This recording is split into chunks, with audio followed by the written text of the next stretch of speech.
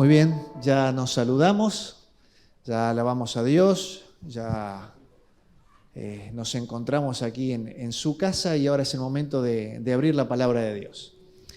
Quisiera compartir con ustedes, no sé, allí tenemos, a ver si, ahí está. El título del mensaje de esta mañana es, como dice allí o como aparece allí en la pantalla, con murallas no alcanza. Quisiera que en los minutos que nos quedan en esta mañana podamos analizar juntos un versículo y medio de la Biblia, aunque vamos a leer otros textos de la palabra de Dios. Es muy lindo poder estar en esta iglesia. Hablábamos hace un momentito de que la última vez que estuve fue en el 2014. Le comentaba al doctor esta semana que recibí uno de los mejores elogios en mi ministerio de alguien de esta iglesia. No sé si puedo compartir. Fue un retiro espiritual. No recuerdo quién me lo dijo, así que no hay problema, pero en un retiro espiritual, después de compartir los temas con los chicos, temas un poco complejos y controversiales, un chico se me acerca y me dijo, para mí el mejor elogio que pude haber escuchado en mi ministerio. Me dice, Roy, no estoy de acuerdo ni con la mitad de las cosas que dijiste. Así empezó. Bien directo, ¿no es cierto? Pero me llevo una cosa. Voy a estudiar lo que dice la Biblia acerca de ese tema, porque vos nos impulsaste a estudiar la palabra de Dios. Y me encantó ese elogio. Dije, qué lindo que cada vez que alguien se levanta a abrir la palabra de Dios, más allá de que coincidamos o no, podamos después analizar y decir, ¿será que lo que dijo tiene base bíblica? ¿Será que lo que dijo está en la palabra de Dios? Yo creo que eso es lo mejor que podemos llevarnos cada sábado de este lugar. ¿Se acuerdan el texto de Hechos? Y los bereanos eran más nobles que... Muy bien. ¿Por qué? Porque iban a corroborar después lo que Pablo decía en ¿dónde? En la palabra de Dios. Queridos hermanos, gracias a Dios por su palabra, porque ahí tenemos un lugar para comparar si lo que estamos escuchando es real o no, más en estos tiempos, donde todo el mundo, como está pasando ahora, podemos ver a través de internet lo que nos gusta, lo que nos parece bien, y después tenemos la oportunidad y el privilegio de compararlo con su palabra. Así que con esta idea vamos al tema de esta mañana, ¿sí? Ya les queda la tarea para esta tarde de sábado lluvioso, después comparar con la palabra de Dios. Vamos a Génesis capítulo 4. Es un texto conocido, Génesis 4. Quiero pedir que me ayuden con la lectura del versículo 9 y 10, pero solamente la primera parte del versículo 10. 9 y 10, y primera parte del 10. ¿Quién puede leer allí desde su asiento?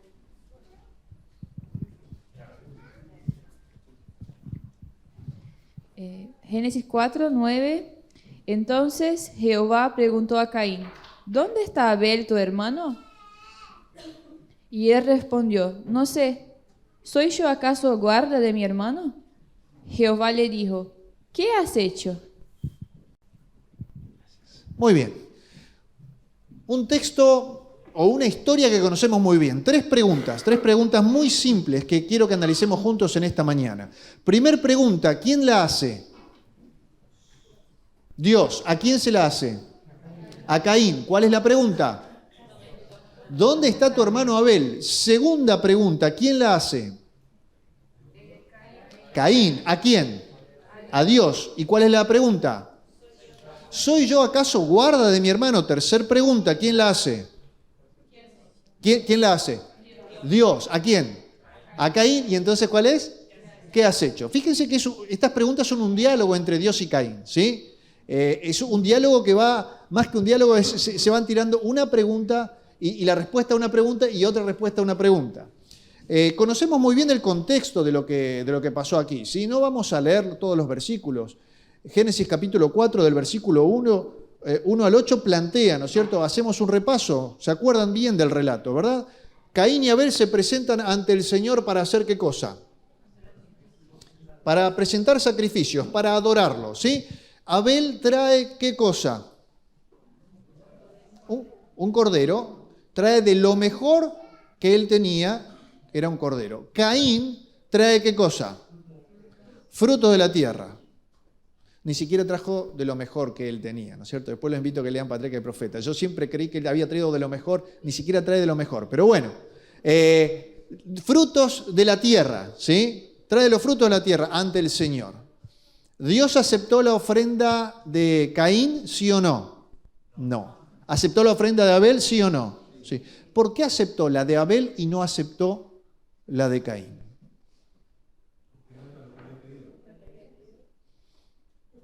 Que pregunta hasta muy fácil de responder, ¿no es cierto? Es simple. Dios había pedido que se trajera en sacrificio, ¿qué cosa? Un cordero. Y de paso acá hay un principio bíblico, ¿sí? No nos vamos a detener en esto simplemente para entrar en contexto del relato, ¿no? Pero es un principio que nos tiene que hacer reflexionar. Porque muchas veces nosotros guiamos nuestra vida como lo hizo Caín, simplemente por gustos y deseos personales y no por lo que Dios nos pide. Fíjense qué interesante la diferencia entre estos dos hermanos. Abel se presentó a adorar a Dios como Dios lo había establecido. Caín se presentó a adorar a Dios de acuerdo a qué cosa, a cómo se sentía, cómo le gustaba, qué es lo que a él le parecía que estaba bien o no. ¿Pasa algo similar en nuestra sociedad hoy día? ¿Nos pasa a nosotros muchas veces como iglesia? Muchas veces he escuchado a los chicos, sí, pero esto a mí me gusta, esto a mí me hace bien, esto me eleva, ¿no es cierto? Lo hemos dicho. Ahora, ¿es eso lo que Dios pide de nosotros? Muy interesante, jóvenes, iglesia, que podamos manejar nuestra vida de acuerdo a los principios divinos y no a nuestros gustos personales. Ahora, no nos vamos a detener en esto, porque este es el contexto. A raíz de ello y de este acto, de que Dios acepta una ofrenda y la otra no, Caín se siente ofendido, se siente dejado de lado por Dios y entonces encara a su hermano. Y conocemos bien el final de la historia. Personalmente, puedo equivocarme, pero por eso ustedes podrán seguir estudiando después. No creo que Caín tenía la intención de ir a matar a su hermano Abel, en ningún momento. Yo creo que lo que fue es a pedir cuenta de lo que estaba pasando. No encontré nada que me aclare o me oscurezca este concepto, pero pienso que fueron y el diálogo y fue creciendo. Vieron que hay gente que no ha aprendido a dominarse y que va subiendo el tono de voz. ¿Se han encontrado con personas así? Que no tienen dominio propio porque no están bajo el control del Espíritu Santo. Y bueno, eso le pasó a Caín. Fue descontrolando el diálogo hasta que finalmente agarró ¿qué cosa? Lo que tenía a mano y acabó con la vida de Abel. Y ahí viene nuestra reflexión de esta mañana. La pregunta, vamos de nuevo. ¿Cuál es la primera pregunta que hay acá en este diálogo? Muy bien, Dios se acerca, fíjense que es Dios el que se acerca en este caso y le dice a Caín, Caín, ¿dónde está Abel tu hermano? Y para entender esta pregunta quisiera compartir con ustedes una experiencia personal que a mí me ayudó a entender mejor esta pregunta. Tal vez la compartí acá ya hace algunos años atrás, así que si alguno se acuerda, bien, y si no, la escucharán por primera vez. No sé cuántos conocen este templo. En realidad esta no es una foto, es una imagen. Acá tenemos ya una foto de este templo. ¿Alguien sabe dónde está localizado este templo? Tal vez el pastor Gullón sí, probablemente conozca, y algunos otros también. Este es el templo central de la ciudad de Montevideo, Uruguay. ¿Alguno conoce la iglesia central de Montevideo, Uruguay? Sí, varios. Ahora sí. Ya con el dato geográfico ya es más fácil de identificarlo. Eso no es el templo. Lo que pasa es que tal vez ustedes lo conocían sin el edificio que está al lado. ¿Sí? Es así. Exacto. Entonces ahí como que nos descoloca eso. Ese es un edificio nuevo. Antes, por lo menos hace varios años atrás, estaba el templo hacia el lado derecho nuestro, el hospital italiano, que era un parque allí, y hacia el lado izquierdo, por muchos años, hubo un terreno baldío. Muestro esta imagen porque tengo que explicar algo para contar la historia, ¿sí? Papá fue pastor de la Iglesia Central de Montevideo en los años 80, y en esa época En el tercer piso, ustedes alcanzan a ver que está el primer piso y un segundo piso, que eran las aulas de los niños. El tercer piso era la casa pastoral. Ahí vivíamos nosotros. Y el templo era como este, ¿no es cierto? Acá tenía el templo y en la zona del hall, arriba estaban los departamentos de los niños y arriba la casa pastoral. El techo de la iglesia, a ver, ayúdenme los que conocen la iglesia. ¿Cuántos metros tiene el techo aproximadamente? Que se acuerden. ¿10 metros? Más o menos, ¿sí? Más o menos 10 metros. ¿Acá cuántos metros tenemos en el techo? 7. Y bueno, entonces tal vez un poquito más debe haber tenido el templo de la iglesia central. 15 metros tal vez, porque... Bueno, cuando uno es chico siempre lo agranda todo, ¿no? Pero más o menos unos 15 metros. El departamento donde vivíamos con mi familia era un departamento amplio que no tenía patio. El patio era un patiecito de unos 3 metros por 2 y con una escalerita que daba al techo de la nave de la iglesia, ¿sí? Hecho el contexto, vamos al relato. Mi mamá estaba limpiando la casa y conozco el relato porque mamá me contó, yo conozco el final del relato, mi mamá me contó el relato. Yo no me acordaba el por qué. Mamá estaba limpiando la casa y mientras estaba limpiando recibe una llamada telefónica. No había celular, 1984-85. Levanta el tubo y entonces una voz del otro lado dice: estoy hablando con la familia que vive en la iglesia adventista del séptimo día, ubicada en la calle tanto y tanto. La iglesia adventista está ubicada en el lugar más céntrico de la ciudad, donde convergen las 5 avenidas más importantes de la ciudad. Y mamá le dice: sí. La voz continuó diciendo: señora, ¿usted sabe dónde está su hijo? ¿Cuántos padres y madres tengo presentes? ¿Puedo ver la mano? El papá y la mamá. ¿Cuál es el peor sonido que ustedes pueden escuchar dentro de una casa? Se lo saben bien esa, ¿eh? Mamá es como que separó un poquito el tubo del oído y no escuchó nada. Y la voz continuó diciendo: porque yo soy una vecina suya de uno de los edificios de aquí de la zona y desde mi ventana estoy viendo a un niño de unos 7, 8 años que está caminando por la cornisa del templo. Claro, en este momento hay un edificio ahí al lado. En aquella época no había nada.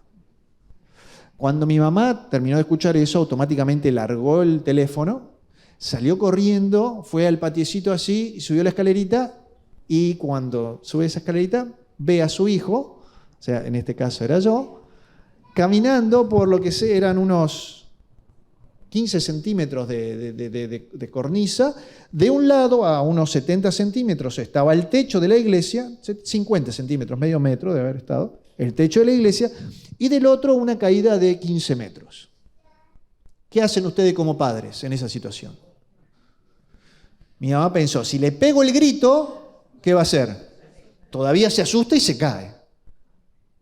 Así que mamá, con una voz, ¿vieron esa voz que tienen las mamás, ¿no es cierto? Muy sutil, dijo: Roycito, vení que mamá te llama. ¿Vieron esas cosas que hacen las mamás, no es cierto? Cuando yo escuché la voz dulce de mi mamá, ¿qué hice? Agarré, me bajé del templo y vine caminando hasta donde estaba ella. Y ahí viene la parte de la historia que yo me acuerdo. Porque quedó claro de que no había que hacer eso. No tengo que explicar qué pasó, ¿no es cierto? O sea, eso ya es evidente. ¿Qué le preguntó esa voz a mi mamá? ¿Se acuerdan? Señora, ¿usted sabe qué? ¿Usted sabe dónde está su hijo? Y saben que es la misma pregunta que Dios nos hace a nosotros hoy, que te hace a vos y que me hace a mí hoy. ¿Vos sabés dónde está tu amigo o tu hermano que venía los sábados a la mañana y se sentaba allí? ¿Con el que participabas en la escuela sabática? ¿Con el que fuiste a un retiro espiritual? ¿Con el que oraste ese sábado en la iglesia? ¿Dónde están tus amigos, tus hermanos, tus hijos, tus padres? ¿Vos sabés dónde están ellos? Y frente a esa pregunta es muy natural la respuesta que da Caín. que es una pregunta también. Fíjense. Pero Señor, ¿qué le dice Caín? Pero Señor, ¿acaso soy yo guarda de mi hermano? Por favor, él es grande. Pero Señor, yo ya le di estudios bíblicos. Señor, yo ya le enseñé. Pero Señor, yo no puedo decidir por él. ¿Cuántas veces lo invité que vuelva a la iglesia? ¿Cuántas veces ya le hablé de esto, de lo otro, lo de más allá? Estamos haciendo esto y lo otro y aquello y él no viene. ¿Qué puedo hacer, Señor? ¿Acaso soy yo, qué cosa? Guarda de mi hermano. Fíjense lo que dice Ezequiel 3, 17 al 19. Lo pueden buscar en la Biblia, si no lo leemos desde la pantalla. Hijo de hombre, yo te he puesto por centinela, por atalaya de la casa de Israel. Oirás pues tú la palabra de mi boca y los amonestarás de mi parte. Cuando yo dijere al impío de cierto morirás, y tú no lo amonestares, ni le hablares, para que el impío sea apercibido de su mal camino, a fin de que viva, el impío morirá por su maldad, pero su sangre demandaré de tu mano. Pero si tú amonestares al impío, y él no se convirtiere de su impiedad y de su mal camino, él morirá por su maldad, pero tú habrás librado tu alma. Durísimo este texto de la palabra de Dios. Todavía recuerdo cuando lo leí por primera vez, o por lo menos lo leí la primera vez que me impactó. Estaba en Villa Dolores, Córdoba, y estaba colportando, y cuando leí este texto ese día a la mañana sentí un peso encima mío.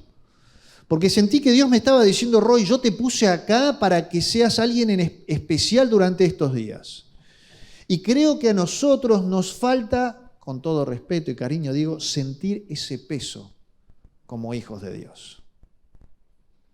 Porque es algo que tenemos que cargar, con alegría, con entusiasmo, pero es como que no nos gusta. Dios te dice a vos y me dice a mí, yo te puse por centinela, por atalaya de la casa de Israel. ¿Cuál es la función de un centinela, de una atalaya? ¿Para qué estaban?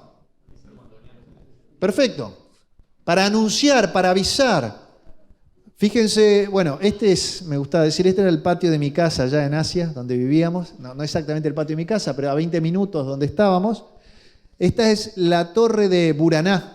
15 minutos en realidad, perdón, de casa, la Torre de Buraná. ¿Y qué es la Torre de Buraná? Es prácticamente unas pocas ruinas que quedan allí porque este es un país donde vivimos, Kirguistán, un país de nómades, no tienen mucha ruina arqueológica, aunque tienen tienen más de 2000 años de existencia esta comunidad, esta raza, pero muy pocas ruinas, tienen 2 o 3 ruinas en todo el país. Y esta es una de las pocas que quedan en pie. La Torre de Buraná, que era parte de una ciudad, de la ciudad de Balasagún. Fíjense lo que calculan que era esta ciudad, de acuerdo a algún dibujo, y aquí ustedes pueden notar que está la torre de Buraná.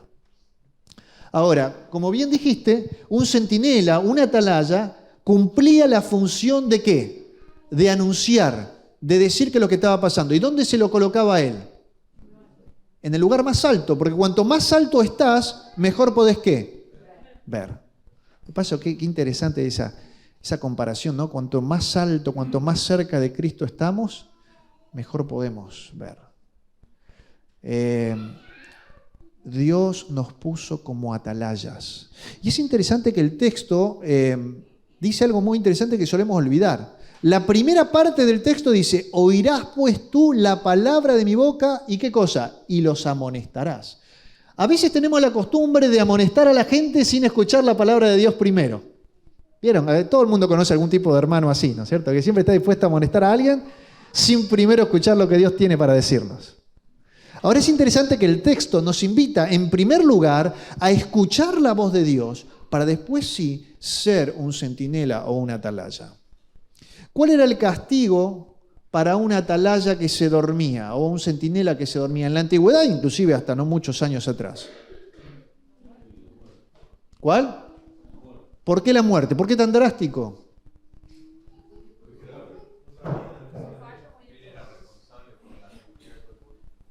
Porque él era responsable por todas las personas que estaban bajo su cuidado. Queridos hermanos, nosotros tenemos la responsabilidad de velar espiritualmente por las personas que nos rodean. ¿Por qué vivís en el barrio que vivís? ¿Es casualidad? No. Yo no creo en las casualidades. Creo que Dios te colocó a vos como centinela en ese lugar. ¿Por qué vivo en el lugar donde vivo? Porque Dios me colocó como centinela en ese lugar. Cuando nos encontramos con alguien en el supermercado y lo vemos que está triste, angustiado, que su rostro refleja algún problema, automáticamente, no, mejor no hago nada porque está sufriendo y mejor... Dios lo colocó al lado tuyo para que puedas llevarle amor, esperanza, cariño y que puedas ser un centinela. Tal vez está necesitando una palabra de apoyo. Y Dios armó las cosas de tal manera que cuando estés pasando en la caja puedas dirigirle alguna palabra de ánimo a esa persona. Compañeros de trabajo, de estudios en la universidad. Fíjense, me gusta este texto bíblico. Apocalipsis capítulo 10, versículos 9 al 11. Me acerqué al ángel y le pedí que me diera el rollo, y él me dijo, tómalo, cómelo, te amargará las entrañas, pero en la boca te saldrá dulce como la miel. Lo tomé de la mano del ángel y lo comí, y supo dulce como la miel, pero al comerlo se me amargaron las entrañas.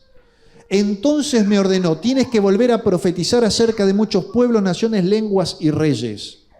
¿Ustedes recuerdan de qué está hablando este texto bíblico? ¿Alguien se acuerda, Apocalipsis 10, de qué habla? Muy bien, gracias. Este es uno de los versículos más importantes para nosotros como iglesia. Porque esto está hablando del gran chasco, como lo conocemos nosotros. ¿Cuándo ocurrió? 22 de octubre de 1844. Y no solo que habla del gran chasco, sino que habla de algo más, y por eso que es sumamente importante. Luego del gran chasco, luego de esta gran amargura, se le pide que se levante nuevamente y que haga ¿qué cosa? Tienes que volver ¿a qué? A profetizar, a anunciar a pueblos, naciones, reyes.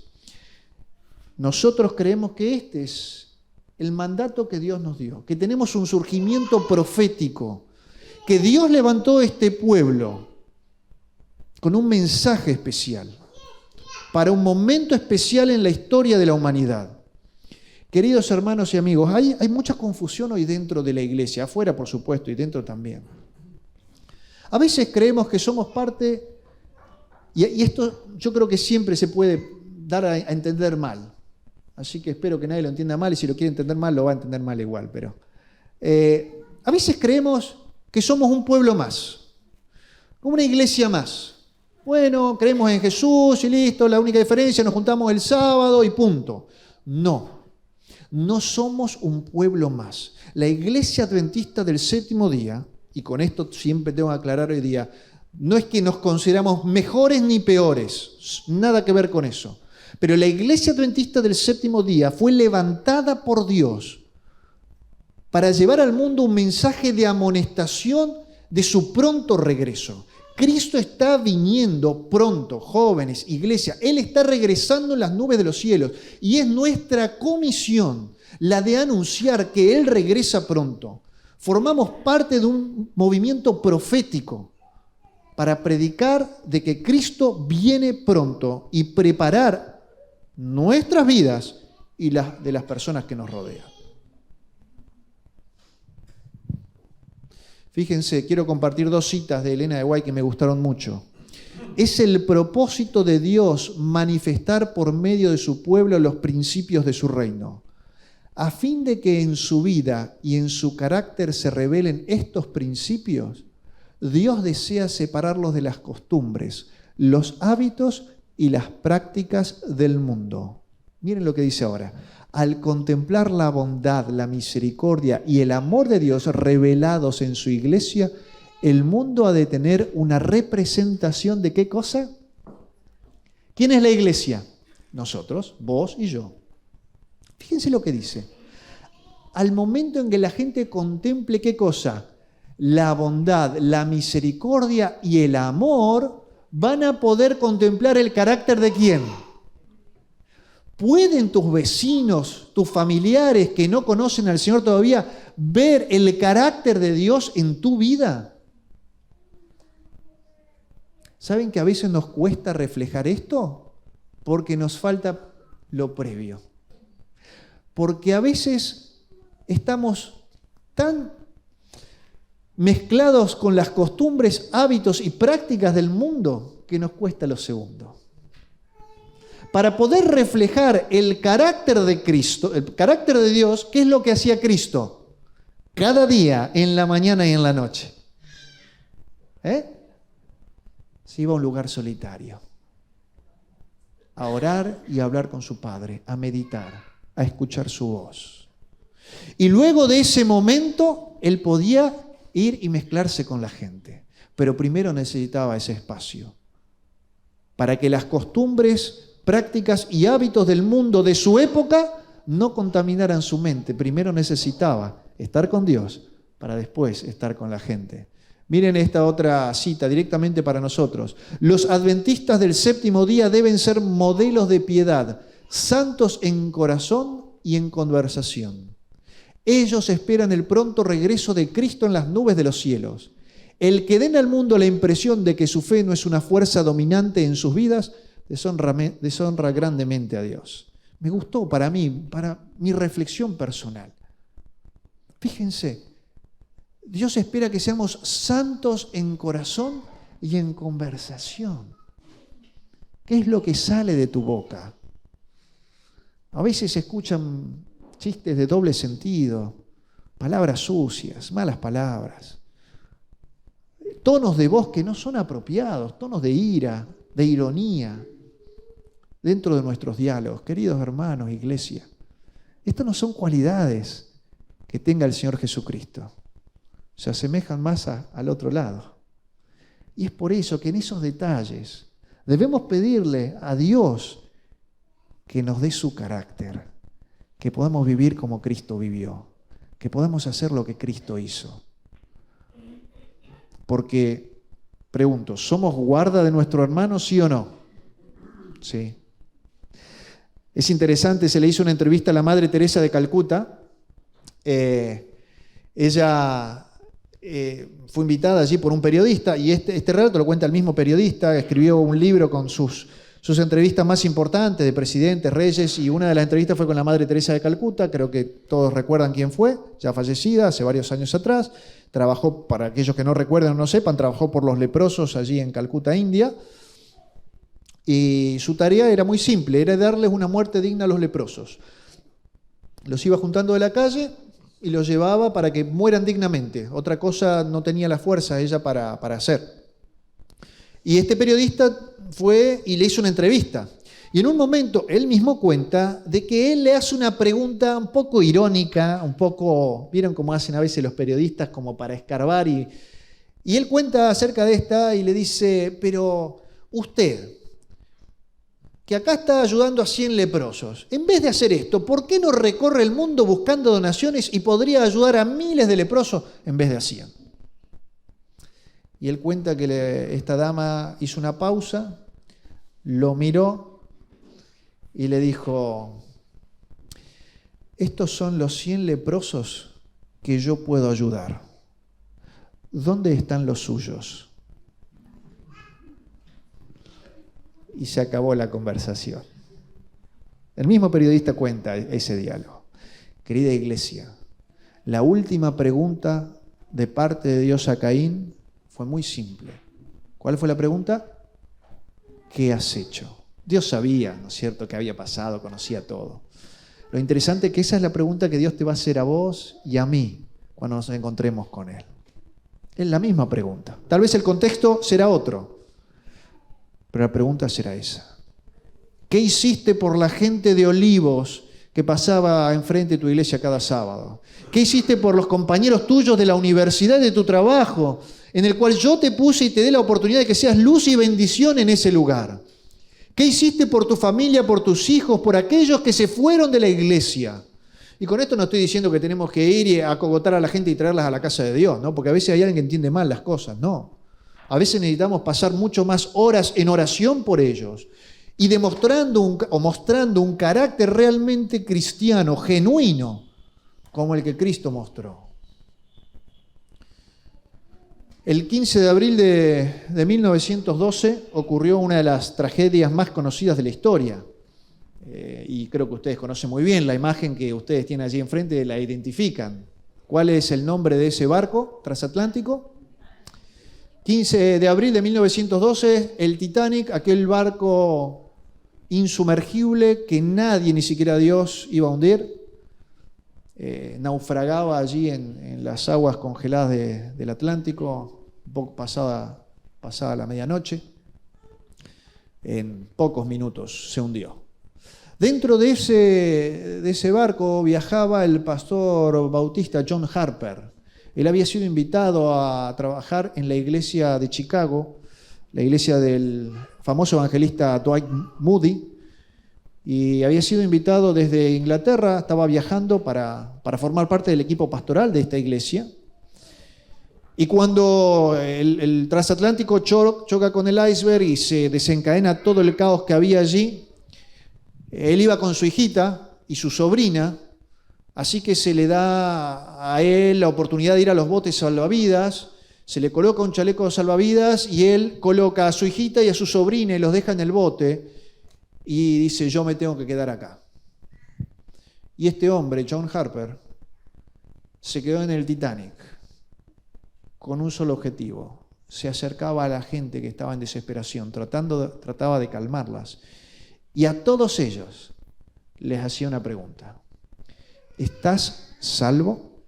¿Sos salvo? Y la pregunta continuaba con una respuesta. Cree en el Señor Jesucristo y serás salvo. En un momento, en un diálogo, se cruza con un pasajero que le hace esa pregunta y le repite el texto bíblico y el pasajero dice, no, eso no me interesa. En ese momento el pastor se saca el chaleco salvavidas y se lo da a él y le dice, esto lo necesita usted más que yo. Y le entrega su chaleco salvavidas. 4 años después, en una iglesia, se hizo un culto especial por este hombre, fallecido en el Titanic, por el pastor John Harper, contando su vida y una reflexión acerca de lo que él hizo y cómo él vivió. Y en un momento del culto se levanta una mano y dice, yo quisiera contar un testimonio. Y pasa este hermano al frente de la iglesia y comienza a contar, dice, yo viajaba en el Titanic la noche que se hundió. Y después de que el barco se hundió, yo quedé a la deriva, flotando sobre un pedazo de madera. Y mientras estaba flotando, alguien se me acerca nadando. Temblando, me mira y me dice, ¿sos salvo? Y no entendí de qué me hablaba. Y me dice, cree en el Señor Jesucristo y serás salvo. Y yo me puse a pensar, dice, pero qué ridiculez es esta, no tiene sentido. No, le respondí. Pero me insistió nuevamente, cree en el Señor Jesucristo y serás salvo. Y en ese momento miré hacia el cielo, miré hacia abajo donde estaba y me di cuenta que era ahora o nunca. Y le dije, sí, creo. Y después de eso vi como este hombre nadó un poquito más y a unos 15 metros míos se hundió. Y este hombre terminó diciendo, yo soy el último converso de John Harper. Queridos hermanos, Dios nos llama a vivir una vida entregados a Él. No conozco cómo es la vida de cada uno de ustedes, pero sí conozco el llamado que Dios nos ha hecho a cada uno de nosotros. Formamos parte de un movimiento profético especial. No es una iglesia más, no se confundan. Dios te llamó para amonestar al mundo con amor, con cariño, de que Él viene pronto y que viene a buscarnos. Y tenemos esa bendita responsabilidad.